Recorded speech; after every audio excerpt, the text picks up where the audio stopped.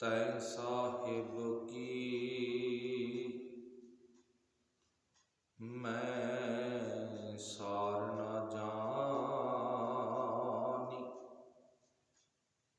जोबन खोए पाछै पछतानी रहाओ।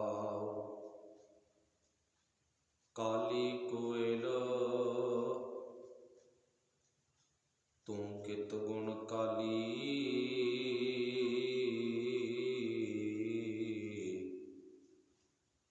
अपने प्रीतम कै हों बिरह जाली। प्रभ हून कतहि सुख पाए,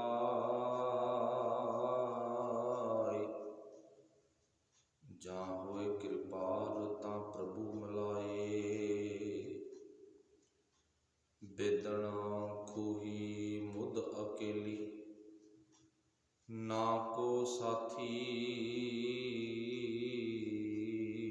ना को बेली।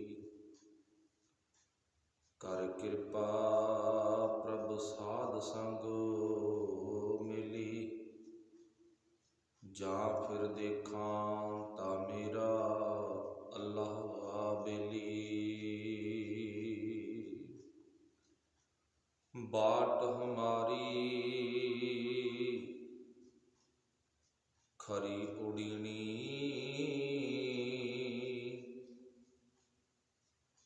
शेख फरीदा वाहिगुरु बाट हमारी खरी उड़ीनी। खन्यों तिखी बहुत पईनी, उस ऊपर है मार्ग मेरा।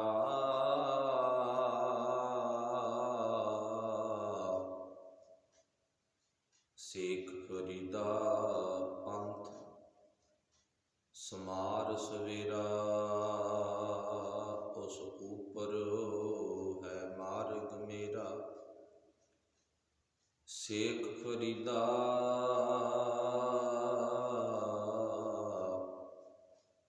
पंथ समार सवेरा।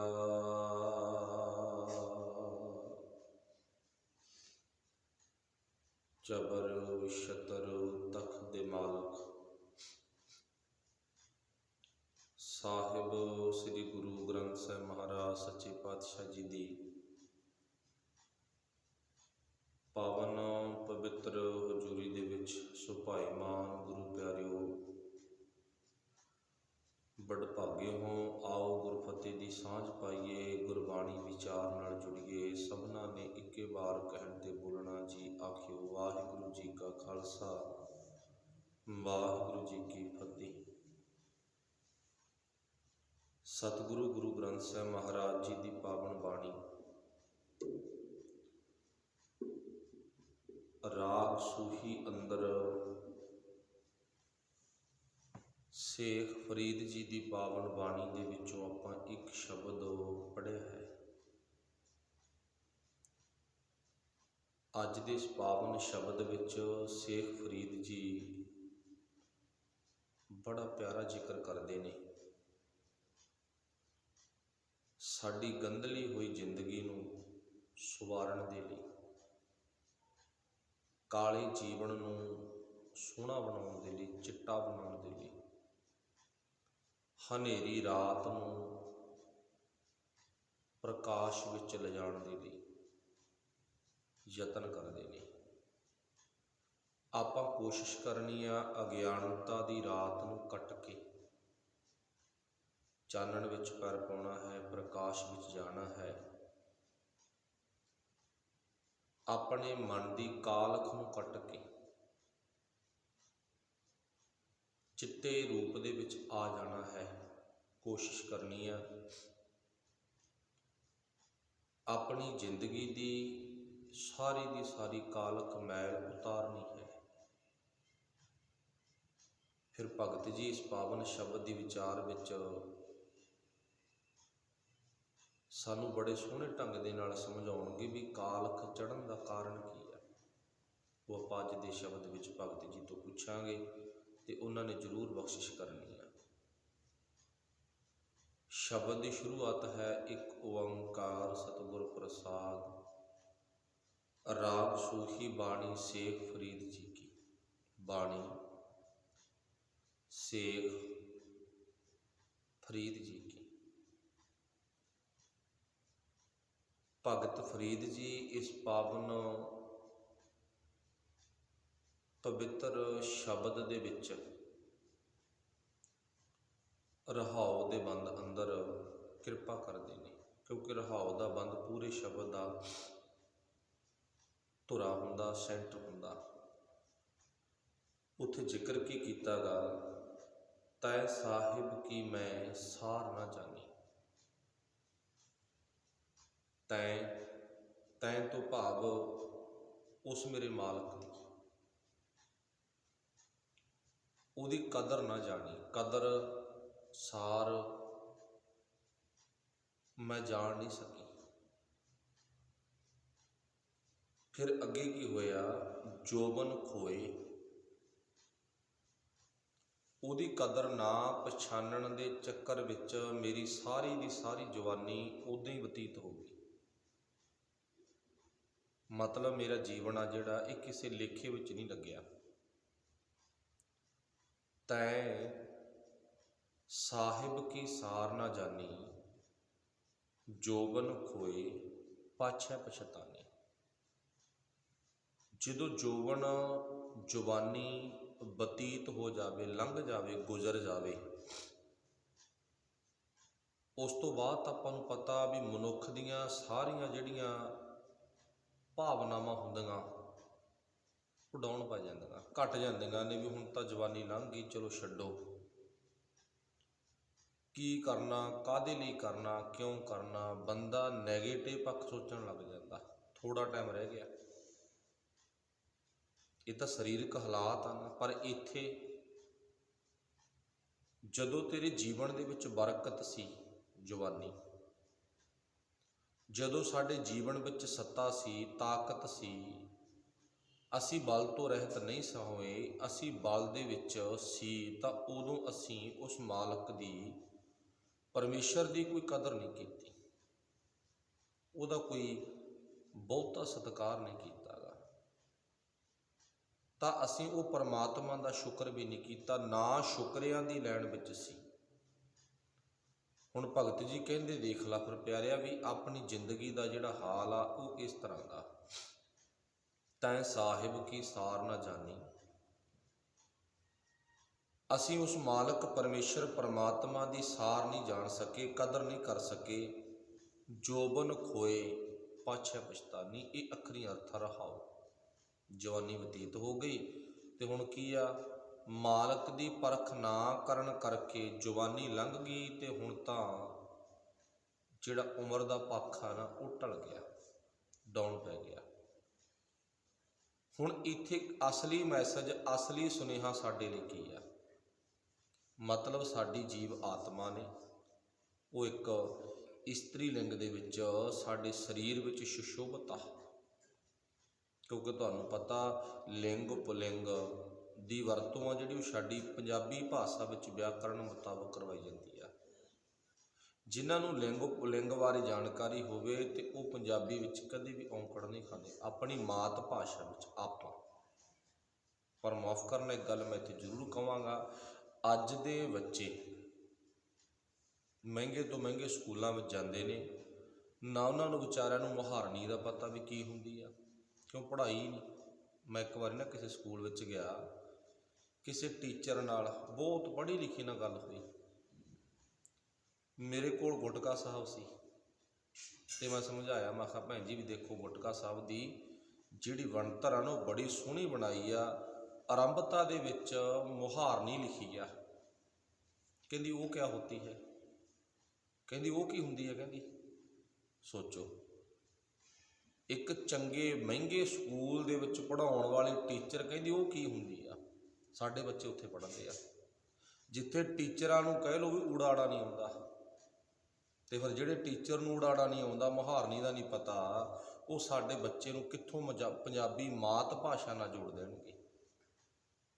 ਤੇ ਹੁਣ ਜਿਹੜੀ ਗੁਰਬਾਣੀ ਆ ਨਾ, ਗੁਰਬਾਣੀ 14 ਭਾਸ਼ਾਵਾਂ 'ਚ ਦਰਜ ਆ। ਗੁਰਬਾਣੀ 1430 ਪੰਨਾ 14 ਬੋਲੀਆਂ ਵਿੱਚ ਲਿਖੀ ਹੋਈ ਆ।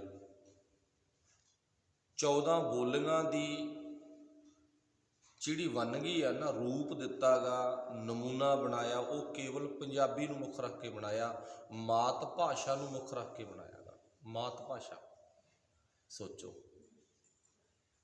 ਹੁਣ ਇੱਥੇ ਆਪਾਂ ਕੀ ਕਹਿ ਰਹੇ ਸੀ, ਗੱਲ ਕਰ ਰਹੇ ਸੀ ਵੀ ਜਿਹੜੀ ਲਿੰਗ ਤੇ ਪੁਲਿੰਗ ਨੇ, ਵਿਆਕਰਨ ਹੈ, ਮੁਹਾਰਨੀ ਹੈ, ਉਹਦੇ ਬਾਰੇ ਸਾਨੂੰ ਜਾਣਕਾਰੀ ਹੋਣੀ ਥੋੜ੍ਹੀ ਬਹੁਤੀ ਜ਼ਰੂਰੀ ਹੈ। ਚਲੋ ਤੁਸੀਂ ਸਮਝਦਾਰ ਹੋ, ਭਾਵੇਂ ਆਪਾਂ ਥੋੜ੍ਹੇ ਪੜ੍ਹੇ ਆ, ਘੱਟ ਪੜ੍ਹੇ ਆ, ਪਰ ਇਸਤਰੀ ਲਿੰਗ ਪੁਲਿੰਗ ਦਾ ਜ਼ਰੂਰ ਤੁਹਾਨੂੰ ਪਤਾ। ਪਰ ਅੱਜ ਦੀ ਨਵੀਂ ਜਨਰੇਸ਼ਨ ਨੂੰ ਨਹੀਂ ਪਤਾ, ਨਵੇਂ ਬੱਚਿਆਂ ਨੂੰ ਨਹੀਂ ਇਸ ਗੱਲ ਬਾਰੇ ਪਤਾ। ਹਾਂ, ਜਿਨ੍ਹਾਂ ਦੇ ਸਕੂਲ ਵਿੱਚ ਇਸਤਰੀ ਲਿੰਗ ਪੁਲਿੰਗ, ਵਿਆਕਰਨ, ਮੁਹਾਰਨੀ ਆਦਿਕ ਪੰਜਾਬੀ ਮਾਤ ਭਾਸ਼ਾ ਨਾਲ ਵਿਸ਼ਾ ਨਰਸਰੀ ਤੋਂ ਲੱਗਿਆ, ਉਹ ਸ਼ਾਬਾਸ਼ੀ ਦੇ ਪਾਤਰ ਨੇ। ਪਰ ਇੱਥੇ ਕਹਿਣਾ ਪਤਾ ਨਹੀਂ ਸਾਡੇ ਲੋਕਾਂ ਨੂੰ ਕੀ ਹੋ ਗਿਆ, ਮਾਂ ਬੋਲੀ ਛੱਡ ਕੇ ਕਿਉਂ ਦੂਜੀਆਂ ਬੋਲੀਆਂ ਨੂੰ ਮਾਨਤਾ ਦੇ ਰਹੇ ਆ। ਸ਼ੇਖ ਫਰੀਦ ਜੀ ਇੱਕ ਬਹੁਤ ਅਮੀਰ ਘਰਾਣੇ ਦਾ, ਜਿਨ੍ਹਾਂ ਦੇ ਮੂਹਰੇ ਸੇਖ ਲੱਗਦਾ, ਸੇਖ ਅਮੀਰ ਹੁੰਦੇ ਨੇ। ਤੇ ਚੇਤਾ ਰੱਖਿਓ, ਫਿਰ ਵੀ ਜਿੰਨੀ ਗੱਲ ਕੀਤੀ ਆ ਨਾ, ਮਾਂ ਬੋਲੀ 'ਚ ਹੀ ਕੀਤੀ ਆ। ਜਿੰਨੇ ਸ਼ਬਦ ਉਚਾਰਨ ਕੀਤੇ ਆ ਨਾ, ਠੇਠ ਪੰਜਾਬੀ ਆ। ਜਿੰਨੇ ਸ਼ਲੋਕ ਉਚਾਰਨ ਕੀਤੇ ਨਾ, ਠੇਠ ਪੰਜਾਬੀ ਆ। ਉਰਦੂ ਬੋਲ ਸਕਦੇ ਸੀ, ਫਾਰਸੀ ਬੋਲ ਸਕਦੇ ਸੀ, ਪਰ ਗੱਲ ਜਿੰਨੀ ਕੀਤੀ ਆ ਪੰਜਾਬੀ 'ਚ। ਚਲੋ, ਕਹਿਣ ਤੋਂ ਭਾਵ ਆਪਾਂ ਜਦੋਂ ਇਸਤਰੀ ਲਿੰਗ ਤੇ ਪੁਲਿੰਗ ਬਾਰੇ ਸਮਝਦੇ ਆ ਨਾ, ਉੱਥੇ ਸਾਨੂੰ ਪਤਾ ਲੱਗ ਜਾਂਦਾ ਵੀ ਲਿੰਗ ਪੁਲਿੰਗ ਦਾ ਮਤਲਬ ਕੀ ਆ। ਇੱਥੇ ਇਸਤਰੀ ਲਿੰਗ ਦੇ ਵਿੱਚ ਗੁਰੂ ਸਾਹਿਬ ਨੇ ਸਾਡੀ ਅੰਤਰ ਆਤਮਾ ਨੂੰ, ਜੀਵ ਆਤਮਾ ਨੂੰ ਇਸਤਰੀ ਕਿਹਾ ਗਾ, ਔਰਤ ਕਿਹਾ। ਤੇ ਚੇਤਾ ਰੱਖਿਓ, ਜੀਵ ਆਤਮਾ ਔਰਤ ਹੈ ਤੇ ਪਰਮਾਤਮਾ ਪਤੀ ਹੈ। ਜੀਵ ਆਤਮਾ ਨੇ ਪਰਮਾਤਮਾ ਰੂਪੀ ਪਤੀ ਦੀ ਕਦਰ ਨਹੀਂ ਕੀਤੀ। ਫਿਰ ਮੈਂ ਦੁਬਾਰਾ ਰਿਪੀਟ ਕਰਾਂ, ਜੀਵ ਆਤਮਾ ਨੇ ਪਰਮਾਤਮਾ ਰੂਪੀ ਪਤੀ ਦੀ ਕਦਰ ਨਹੀਂ ਕੀਤੀ। ਸਰੀਰ ਕਰਕੇ ਬਾਹਰੀ ਤੌਰ ਤੇ ਕਹਿੰਦੇ ਰਹੇ, ਹਾਂ ਸਾਡਾ ਸਭ ਦਾ ਮਾਲਕ ਇੱਕ ਹੈ, ਸਾਡਾ ਸਭ ਦਾ ਗੁਰੂ ਇੱਕ ਹੈ, ਸਾਡਾ ਸਾਰਿਆਂ ਦਾ ਮੂਲ ਇੱਕ ਹੈ, ਪਰ ਜੀਵ ਆਤਮਾ ਨੇ ਨਹੀਂ ਮੰਨਿਆ। ਜੀਵ ਆਤਮਾ ਨੇ ਕਦਰ ਨਹੀਂ ਕੀਤੀ। ਗੱਲ ਤਾਂ ਸਾਡੀ ਸਾਰੀ ਕਦਰ ਤੇ ਰੁਕੀ ਹੋਈ ਹੈ ਨਾ, ਕਦਰ ਨਹੀਂ ਕੀਤੀ, ਸਾਰ ਨਹੀਂ ਜਾਣੀ। ਮਤਲਬ ਉਦਾਹਰਨ ਸਾਡੇ ਪਰਿਵਾਰ ਵਿੱਚੋਂ, ਘਰ ਚੋਂ ਲੈ ਲਓ, ਵੀ ਕਿਸੇ ਨੂੰ ਆਪਾਂ ਕੁਝ ਦੇਤਾ, ਕੁਝ ਵੀ ਲਾ ਲਓ, ਤੇ ਬੰਦਾ ਅੱਗੋਂ ਕਦਰ ਨਾ ਕਰੇ, ਆਪਾਂ ਕੀ ਕਹਾਂਗੇ, ਬਸ ਇਹਦੇ ਨਾਲ ਲਿਹਾਜ਼ ਹੀ ਤੋੜਦਾ, ਛੱਡ ਖੜਾ। ਕਿਉਂਕਿ ਜੋ ਇਹਦਾ ਆਪਾਂ ਗੁਣ ਕੀਤਾ ਨਾ, ਗੁਣ ਦੀ ਕਦਰ ਹੀ ਨਹੀਂ ਕੀਤੀ, ਫਿਰ ਇਹਦੇ ਨਾਲ ਮਿੱਤਰਤਾ ਕਾਹਦੀ ਆ। ਇਹ ਸਾਡੀ ਆਮ ਭਾਸ਼ਾ ਵਿੱਚ ਗੱਲ ਘਰਾਂ ਵਿੱਚ, ਨਗਰ ਵਿੱਚ, ਮੁਹੱਲੇ 'ਚ, ਏਰੀਏ 'ਚ ਹੁੰਦੀ ਆ। ਤੇ ਹੁਣ ਚੇਤਾ ਰੱਖਿਓ, ਇੱਥੇ ਭਗਤ ਜੀ ਸਾਨੂੰ ਦੱਸਦੇ ਨੇ ਵੀ ਸਾਡੀ ਆਤਮਾ ਨੇ ਨਾ, ਉਹ ਪਰਮਾਤਮਾ ਦੀ ਕਦਰ ਨਹੀਂ ਕੀਤੀ। ਬਿਨ ਗਾਹਕ ਗੁਣ ਵੇਚੀਏ ਤਉ ਗੁਣ ਸਹਿਗੋ ਜਾਏ। ਰੱਬ ਜੀ ਨੇ ਆਪਣੇ ਪਾਵਨ ਬੋਲਾਂ ਨੂੰ, ਗੁਰੂ ਨਾਨਕ ਸਾਹਿਬ, ਭਗਤ ਫਰੀਦ, ਕਬੀਰ, ਰਵਿਦਾਸ, ਨਾਮਦੇਵ ਆਦਿਕ ਗੁਰੂ ਭੱਟ ਤੇ ਭਗਤਾਂ ਦੇ ਅੰਦਰ ਦੇ ਰਾਹੀਂ ਨਾ ਸਾਡੇ ਵਿੱਚ ਗੁਰੂ ਗ੍ਰੰਥ ਸਾਹਿਬ ਮਹਾਰਾਜ ਸੁਸ਼ੋਭਿਤ ਕਰ ਦਿੱਤੇ। ਹੁਣ ਸੋਚਣਾ ਪਊਗਾ, ਤੇ ਗੁਰੂ ਗ੍ਰੰਥ ਸਾਹਿਬ ਮਹਾਰਾਜ ਦੀ ਕਦਰ ਅਸੀਂ ਕਿੰਨੀ ਕੁ ਕੀਤੀ ਆ। ਗੁਰੂ ਗ੍ਰੰਥ ਸਾਹਿਬ ਦੀ ਕਦਰ ਹੈ ਤਾਂ ਰੱਬ ਦੀ ਕਦਰ ਹੈ। ਗੁਰੂ ਗ੍ਰੰਥ ਸਾਹਿਬ ਮਹਾਰਾਜ ਜੀ ਦੀ ਕਦਰ ਕਰਦਿਆਂ ਸਾਨੂੰ ਪਤਾ ਲੱਗ ਗਿਆ, ਮਨੁੱਖਤਾ ਇੱਕ ਹੈ, ਸਤ ਸੰਗਤ ਦੀ ਕਦਰ ਹੈ। ਮਤਲਬ ਅਸੀਂ ਉਹ ਪਰਮਾਤਮਾ ਦੇ ਬਣਾਏ ਹੋਏ ਜੀਵਾਂ ਦੀ ਕਦਰ ਵੀ ਨਹੀਂ ਕੀਤੀ, ਪਰਮਾਤਮਾ ਦੇ ਆਏ ਹੋਏ ਇਲਾਹੀ ਬੋਲ, ਗੁਰੂ ਦੀ ਬਾਣੀ, ਧੁਰਕੀ ਬਾਣੀ, ਉਹਦੀ ਕਦਰ ਵੀ ਨਹੀਂ ਕੀਤੀ, ਤੇ ਰੱਬ ਦੀ ਕਦਰ ਤਾਂ ਕਰਨੀ ਕਿੱਥੋਂ। ਜਿਹਨੇ ਜੀਵਾਤਮਾ ਦਿੱਤੀ ਹੈ ਨਾ, ਉਹਦੀ ਕਦਰ ਤਾਂ ਆਪਾਂ ਕਰਨੀ ਕਿੱਥੋਂ। ਤਾਈਓ ਫਰੀਦ ਸਾਹਿਬ ਜੀ ਨੇ ਕਿਹਾਗਾ, ਤੈ ਸਾਹਿਬ ਕੀ ਸਾਰ ਨਾ ਜਾਣੀ, ਜੋਬਨ ਖੋਏ। ਜੋਬਨ ਖੋਏ। ਜਦੋਂ ਤੇਰੀ ਜੀਵ ਆਤਮਾ ਇਸ ਗੱਲ ਨੂੰ ਸਮਝਦੀ ਸੀ, ਜਵਾਨੀ ਬਰਕਤ ਸੀ, ਜਦੋਂ ਤੇਰੇ ਸਰੀਰ ਵਿੱਚ ਬਲ ਸੀ, ਬਲ ਰਹਿਤ ਨਹੀਂ ਸੀ। ਜੋਬਨ ਖੋਏ ਪਾਛੈ ਪਛਤਾਨੀ। ਜਦੋਂ ਜਵਾਨੀ ਬਤੀਤ ਹੋ ਗਈ ਨਾ, ਤਾਕਤ ਖੁੱਸ ਗਈ, ਬਰਕਤ ਖੁੱਸ ਗਈ, ਉਦੋਂ ਬਾਅਦ ਤਾਂ ਕੇਵਲ ਪਛਤਾਵਾ, ਪਛਤਾਵੇ ਤੋਂ ਸਿਵਾ ਹੋਰ ਕੁਛ ਨਹੀਂ ਹੈ। ਤੇ ਹੁਣ ਹੋਇਆ ਕੀ ਹੈ, ਇਸ ਤੋਂ ਬਾਅਦ ਕੀ ਹੋਏਗਾ, ਉਹ ਅਗਲੇ ਬੰਦ ਵਿੱਚ ਬਿਆਨ ਕੀਤਾ। ਤਪ ਤਪ ਲੋਹੇ ਲੋਹੇ, ਦੋ ਵਾਰੀ ਦੋ ਲਫ਼ਜ਼ ਬਿਆਨ ਕੀਤੇ ਨੇ। ਪਹਿਲਾਂ ਲਿਖਿਆ ਤਪ ਤਪ, ਤਪ ਤੋਂ ਭਾਵ ਤਪਣਾ, ਮਚਣਾ, ਸੜਨਾ।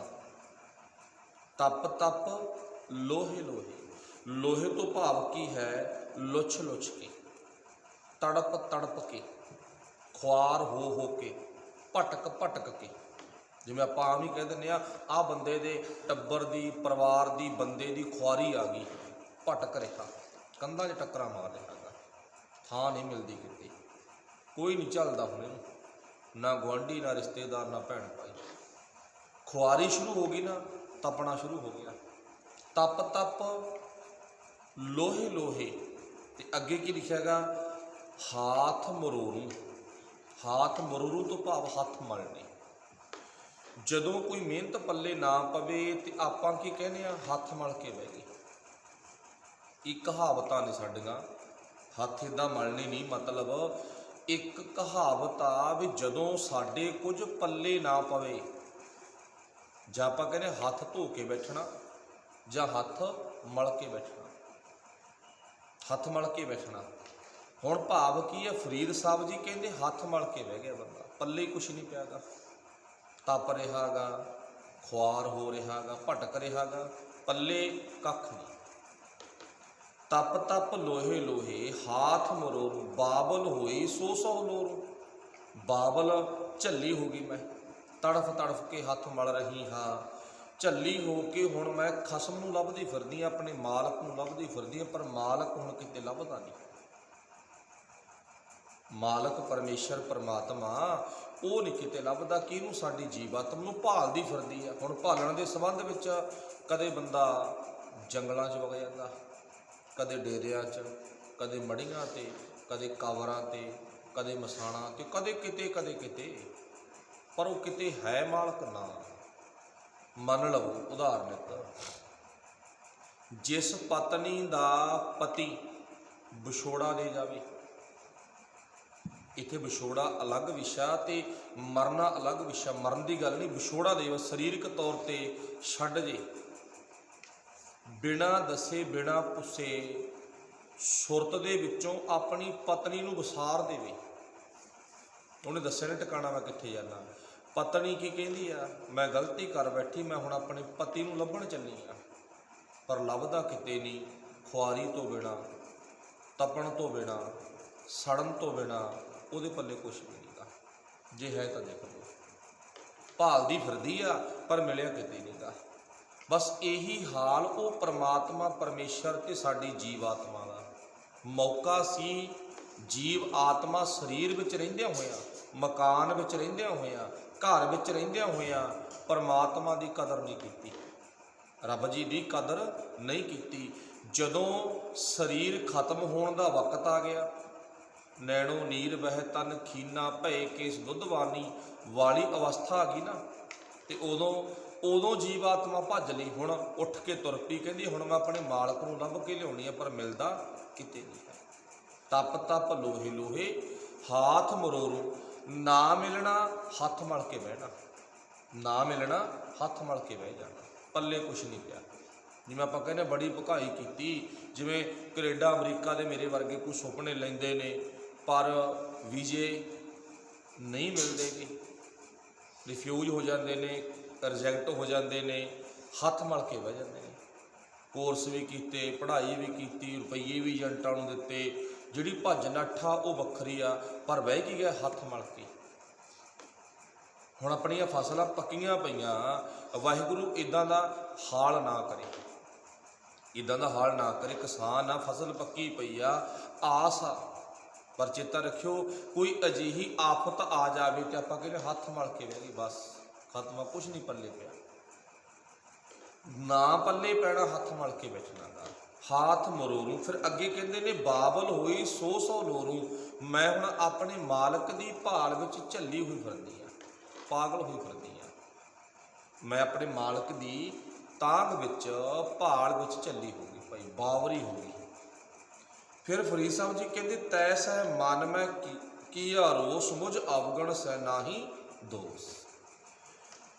हुण मन लवो भी जवानी लंघ गई, बचपन गुजर गया, बुढ़ेपा आ गया, जीव आत्मा ने जुड़ना सी जवानी च परमेश्वर परमात्मा नाल। जिवें आपां कहदे ने बई तां टाइम बथेरा पिया, कोई गल नहीं, नाम जपना, नितनेम करना, बाणी पढ़नी, अमृत छकना, बड़ा वक्त पिया भाई, तां की आ। हुण आ पंक्ति जिहड़ी ध्यान विच रखनी आपां सारिਆਂ ने, ਇਹ ਕਿਹੜੀ पंक्ति आ भी भगत जी कहंदे ना, ਕਹਿੰਦੇ ਜਦੋਂ ਇਦਾਂ ਦੇ ਹਾਲਾਤ ਬਣ ਗਏ ਵੀ ਸਾਰੀ ਉਮਰ ਗੁਜ਼ਰ ਗਈ ਤੇ ਬੁਢੇਪਾ ਆ ਗਿਆ, ਹੁਣ ਪੱਲੇ ਕੁਛ ਨਹੀਂ ਪਵੇਗਾ, ਹੱਥ ਧੋ ਕੇ ਬੈਠ ਜਾਣਾ, ਭਟਕਣਾ, ਖੁਆਰੀ ਕਰਨੀ ਹੋਣੀ, ਉਹ ਸਾਡੇ ਪੱਲੇ ਰਹਿ ਜੂ। ਫਿਰ ਅੱਗੇ ਕੀ ਹੋਊਗਾ, ਫਿਰ ਬੰਦਾ ਪਛਤਾਉਂਦਾ, ਤੇ ਪਛਤਾਵੇ 'ਚ ਕੀ ਕਹਿੰਦਾ ਹੈਗਾ, ਜਵਾਨੀ 'ਚ ਤਾਂ ਉਹ ਦੋਸ਼ ਦਿੰਦਾ ਆਪਣੇ ਮਾਲਕ ਤੇ, ਕਿਉਂਕਿ ਬੰਦਾ ਬੜਾ ਚਲਾਕ ਆ, ਬਹੁਤ ਹੁਸ਼ਿਆਰ ਆ। ਬੰਦੇ ਤੋਂ ਕੰਮ ਵਿਗੜ ਜੇ ਨਾ, ਬੰਦਾ ਨਾਲ ਦੀ ਨਾਲ ਦੂਜੇ ਤੇ ਮੜ ਦਿੰਦਾ ਵੀ ਉਹਦੀ ਵਜ੍ਹਾ ਕਰਕੇ ਵਿਗੜ ਗਿਆ। ਇਵੇਂ ਜਿਵੇਂ ਕੋਈ ਕਿਸੇ ਤਰ੍ਹਾਂ ਦੀ ਹਾਨੀ ਨੁਕਸਾਨ ਹੋ ਜਾਵੇ ਤੇ ਬੰਦਾ ਰੱਬ ਤੇ ਮੜ ਦਿੰਦਾ, ਰੱਬ ਨੇ ਕੀਤਾ। ਆਪਾਂ ਕੱਲ ਵੀ ਸੁਣਿਆ ਸੀ, ਰੱਬ ਨੇ ਕੀਤਾ, ਉਹਦੇ ਨਾਲ ਸਾਡੀ ਕੋਈ ਦੁਸ਼ਮਣੀ ਨਹੀਂ, ਜੇ ਹੋਇਆ ਤਾਂ ਸਾਡੀ ਵਜ੍ਹਾ ਕਰਕੇ ਹੋਇਆ।